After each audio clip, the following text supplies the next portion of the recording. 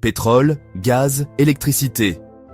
Derrière une bonne partie de l'énergie que vous consommez, il y a Total Energy. Une machine à cash qui a engrangé plus de 21 milliards de dollars de profit en 2023, son meilleur résultat historique. Une puissance tentaculaire, présente sur tous les continents, dont le logo est aussi familier que celui de McDonald's ou de Coca-Cola. Difficile d'imaginer que ce titan mondial est né de la simple obsession d'un pays, la France, de ne plus jamais être à court d'essence.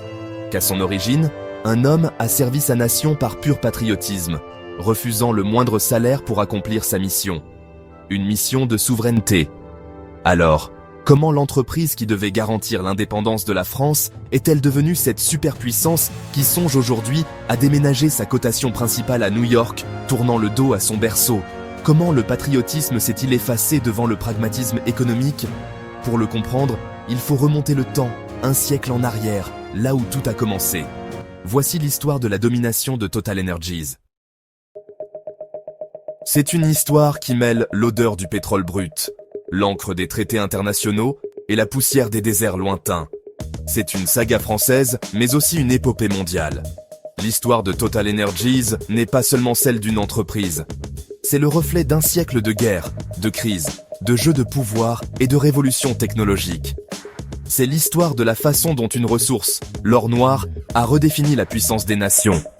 De sa création en 1924, sous le nom de Compagnie française des pétroles, jusqu'à son statut actuel de supermajor, l'entreprise a longtemps été un instrument de la politique étrangère française, un champion national protégé par l'État. Mais elle est aussi devenue une entité qui suit sa propre logique, sa propre stratégie de conquête, parfois en phase avec les intérêts français, parfois en totale contradiction. Dans cette vidéo, on va plonger au cœur de cette double identité. Nous allons explorer comment, de la quête désespérée de pétrole après la Première Guerre mondiale, a émergé une entreprise capable de dicter ses conditions aux États. Nous verrons comment les crises mondiales, loin de l'affaiblir, l'ont rendue plus forte, plus riche, plus puissante. Et nous analyserons le paradoxe d'aujourd'hui. Une entreprise qui se présente comme un acteur majeur de la transition énergétique, tout en continuant d'investir massivement dans les énergies fossiles qui réchauffent la planète. L'histoire de Total Energies, c'est une plongée dans les coulisses du pouvoir, là où l'économie, la politique et la géopolitique ne font qu'un. Un voyage de Paris à Bagdad, de l'Afrique de l'Ouest aux salles de marché de Wall Street, pour comprendre comment un projet patriotique a enfanté l'un des géants les plus redoutables du capitalisme mondial. Pour comprendre d'où vient Total Energy, il faut revenir dans les tranchées boueuses de la Première Guerre mondiale. En décembre 1917, la situation est critique. La machine de guerre française est sur le point de caler, non par manque de soldats, mais par manque d'essence. C'est là que Georges Clemenceau, le Tigre, envoie un télégramme désespéré au président américain Woodrow Wilson. Si les Alliés ne veulent pas perdre la guerre, il faut que la France combattante possède l'essence aussi précieuse que le sang dans les batailles de demain. L'aide américaine arrive, la guerre est gagnée. Mais la leçon est gravée dans la conscience politique française. Sans pétrole, pas de souveraineté, pas d'indépendance. À la fin du conflit, la France est un nain pétrolier, entièrement dépendante des compagnies anglo-saxonnes, les fameuses 7 sœurs, qui contrôlent le marché. Une vulnérabilité inacceptable pour une nation qui se rêve encore en grande puissance. La paix est signée, mais une autre guerre commence, celle de l'or noir. Sur le tapis diplomatique, la France joue habilement. Lors du démantèlement de l'Empire ottoman, Clemenceau négocie avec son homologue britannique. La France renonce à ses prétentions sur la région de Mossoul, en Irak, mais obtient en échange la part de 25% que détenait l'Allemagne dans la Turkish Petroleum Company, TPC, la société chargée d'exploiter les futurs gisements irakiens. C'est l'acte de naissance de la fortune pétrolière française. Mais détenir une part ne suffit pas, il faut l'exploiter. La France a besoin d'un champion national. Le président du Conseil, Raymond Poincaré, ne veut ni d'une compagnie 100% étatique, ni d'une société privée classique. Pour cette mission quasi impossible, il se tourne vers un homme providentiel, Ernest Mercier.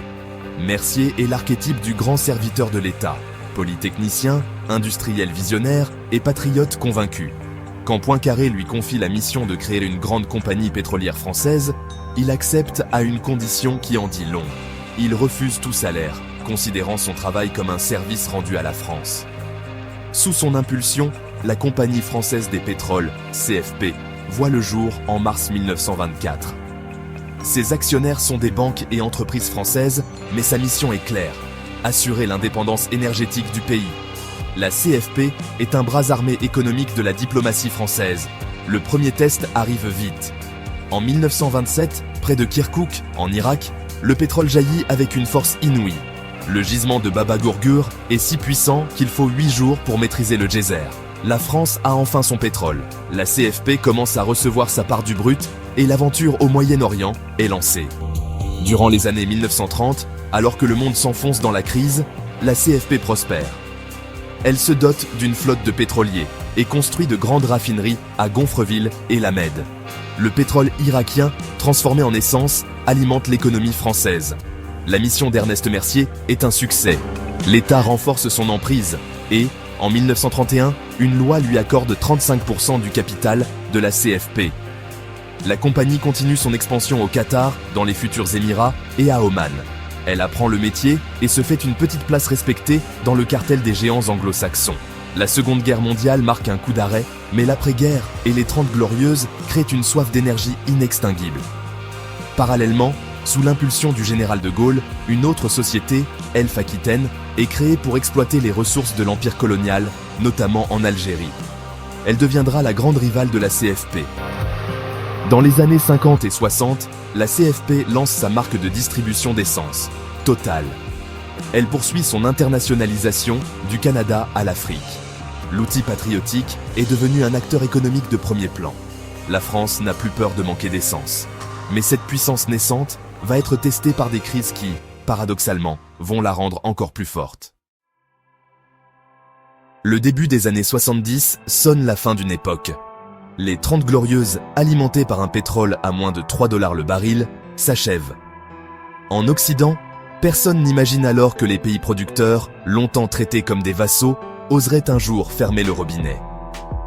Octobre 1973, la guerre du Kippour. En représailles au soutien occidental à Israël, les pays arabes de l'OPEP utilisent l'arme du pétrole. Ils réduisent la production et décrètent un embargo. C'est le premier choc pétrolier. L'effet est sismique. Le prix du baril quadruple, passant de 3 à 12 $. Pour les économies occidentales, c'est un cataclysme. L'inflation s'envole, la croissance s'effondre. C'est le début de la stagflation. En France, on instaure des limitations de vitesse et les fameux dimanches sans voiture. Mais pour les compagnies pétrolières comme la CFP Total, cette crise est, paradoxalement, une aubaine monumentale. La valeur de leurs réserves explose, les bénéfices grimpent en flèche. L'argent coule à flot, non pas malgré la crise, mais à la crise. Cette manne leur permet de financer l'exploration de gisements plus coûteux, comme en mer du Nord ou en Afrique, qui n'étaient pas rentables auparavant. La crise de 1973 change les règles.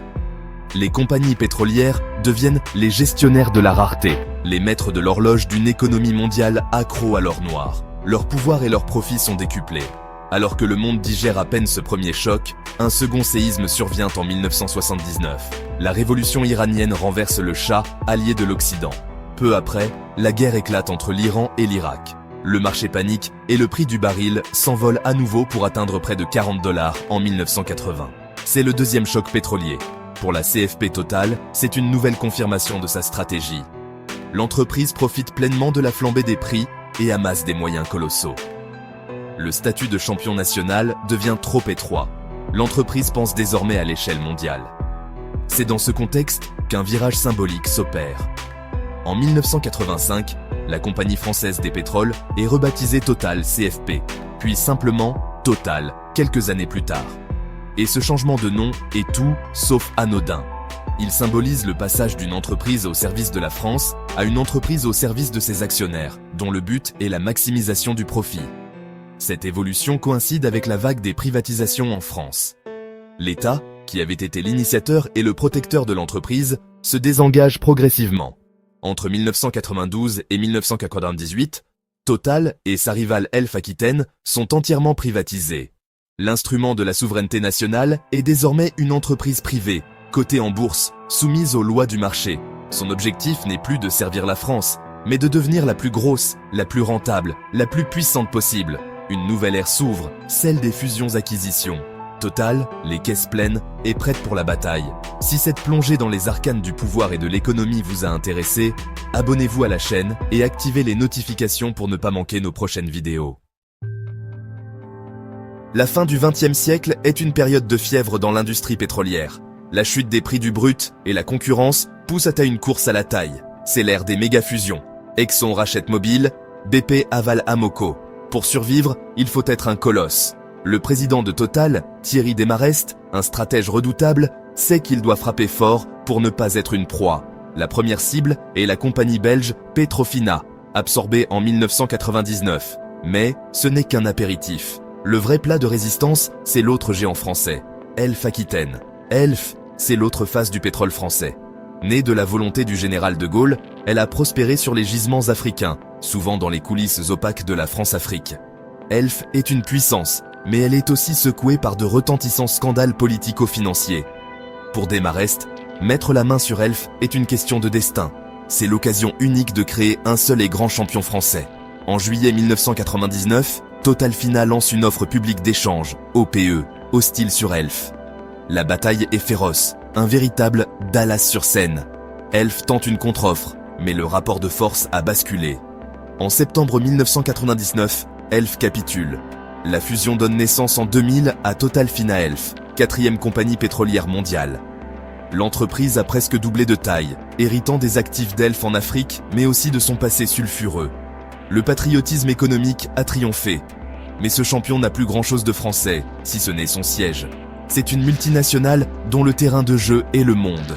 L'entreprise, qui redevient Total en 2003, puis Total Energies en 2021, est dirigée par une nouvelle génération de leaders, incarnée aujourd'hui par Patrick Pouyanné.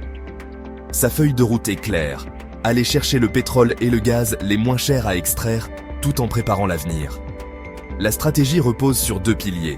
Le premier, et le plus important, reste les hydrocarbures, avec un accent mis sur des projets géants au Brésil, en Angola, en Irak ou au Qatar. L'entreprise devient un acteur majeur du gaz naturel liquéfié, GNL, pariant sur cette énergie pour la transition. Le second pilier est l'électricité et les renouvelables. Face à la pression publique, Total Energies communique massivement sur sa transformation. Le changement de nom en 2021 incarne cette ambition. Des milliards sont annoncés dans l'éolien et le solaire. Mais c'est là que les controverses éclatent.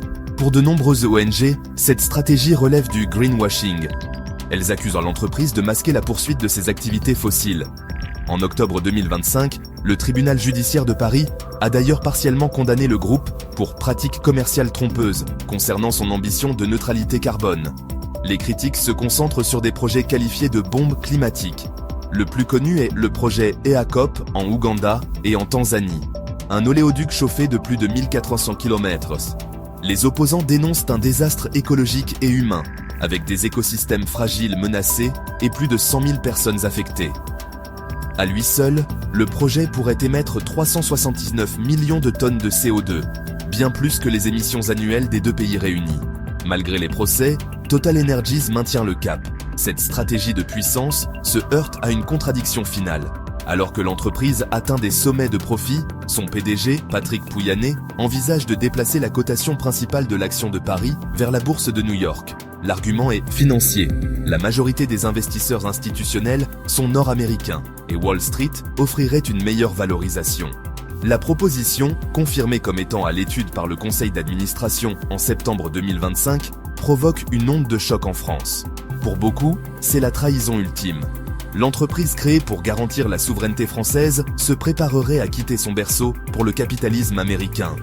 Le champion national est devenu une multinationale apatride, dont la seule patrie est celle des marchés financiers.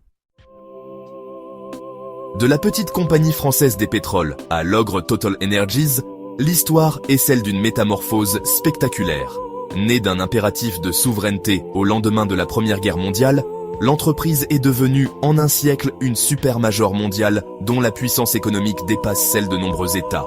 Sa trajectoire a été façonnée par le génie de ses fondateurs, le soutien de l'État français et l'audace de ses dirigeants qui ont su transformer chaque crise en opportunité.